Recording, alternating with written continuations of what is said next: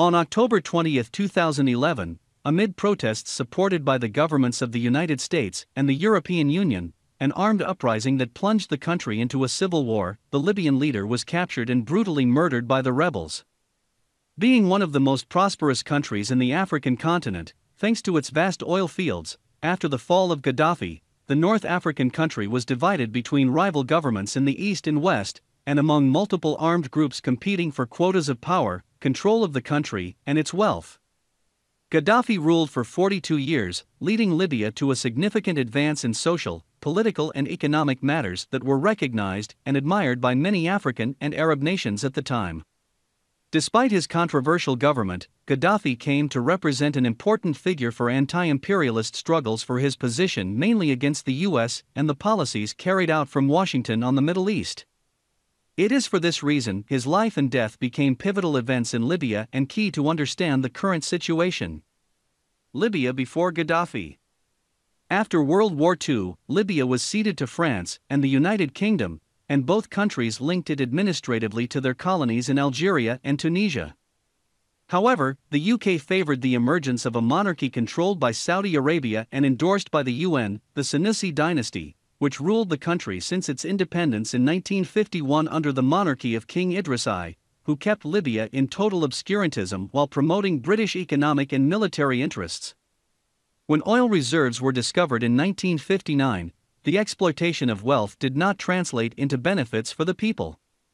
According to political analyst Thierry Meyssan, during the monarchy, the nation was mired in backwardness in education, health, housing, social security, among others.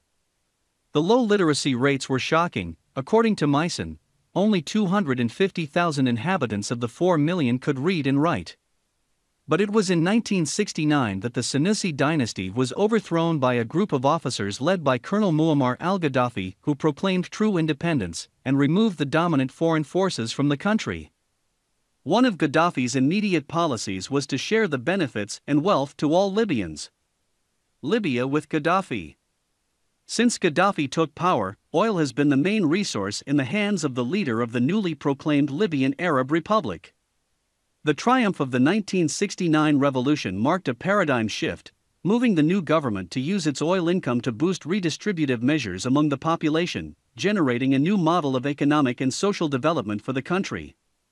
According to analysts, among the measures of economic sovereignty which drove Gaddafi's policies were the nationalization of various Western oil companies such as British Petroleum (BP), and the creation of the National Oil Corporation (NOC), which characterized the configuration of a more socialist model. Throughout Gaddafi's tenure, ambitious social programs were launched in the areas of education, health, housing, public works and subsidies for electricity and basic foodstuffs. These policies led to a substantial improvement in the living conditions of Libyans, from being one of the poorest countries in Africa in 1969 to being the continent's leader in its Human Development Index in 2011. In fact, the United Nations Development Programme, 2010, considered Libya a high development country in the Middle East and North Africa. This translated status meant a literacy rate of 88.4%, a life expectancy of 74.5 years, gender equality, among several other positive indicators. At the national level, Gaddafi was able to deal with two central dilemmas characteristic of Libyan society: on the one hand, the difficulty of exercising control over the tribes, and, on the other, the fragmentation of society into diverse and sometimes opposite tribal and regional groups. Gaddafi had the ability to hold together these territories with little connection to each other. It is estimated that there are about 140 tribes in the Libyan territory, each with different traditions and origins. At the international level, Pan-Arabism should be highlighted, with the confrontation open to the United States due to the opposition that Gaddafi exerted on the influence of this country, reaching closer ties with other Arab countries to carry out common policies of rejection of Washington's policies on the Middle East and Africa. The Libyan leader worked to strengthen ties with neighboring countries such as Egypt, Morocco, Syria, Tunisia, Chad, among others, as well as maintaining close relations with countries like France and Russia. Gaddafi also connected with Latin American countries such as Venezuela and Cuba, which led him to cultivate an extensive network of contacts and uncomfortable influence for Europe and the US. By the time of his killing, Libya had the highest GDP per capita and life expectancy on the continent. Fewer people lived below the poverty line than in the Netherlands. The fall of Gaddafi.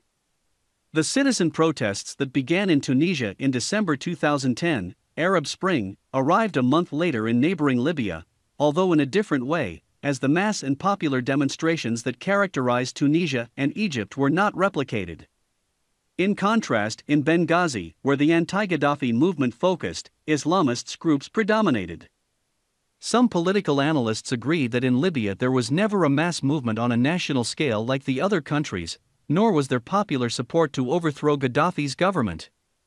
However, the uprisings in Benghazi were enough for the UN Security Council and NATO to intervene on behalf of the responsibility to protect, Resolution 1973, and launched a bombing campaign between March and October 2011 that had a decisive impact on the assassination of Gaddafi. According to Meissen, NATO's interference in the internal affairs of Libya and the overthrow of Gaddafi were not the result of a conflict between Libyans, but to a long-term regional destabilization strategy for the whole group, the Middle East. 9 years after his death, residents in the chaos-racked country's capital have grown to miss the longtime leader as the frustrations of daily life mount. "I hate to say it, but our life was better under the previous regime," Faiza Al-Nas, a 42-year-old pharmacist, told AFP in 2015, referring to Gaddafi's rule. A sentiment shared by many Libyans, including those who opposed him at some point. The economically and socially stable Libya under the Gaddafi versus a fragmented country, without a government, devastated by attacks, bombings, and continuous clashes, is the result of the NATO invasion in 2011. A conclusion that many regret supporting almost a decade later.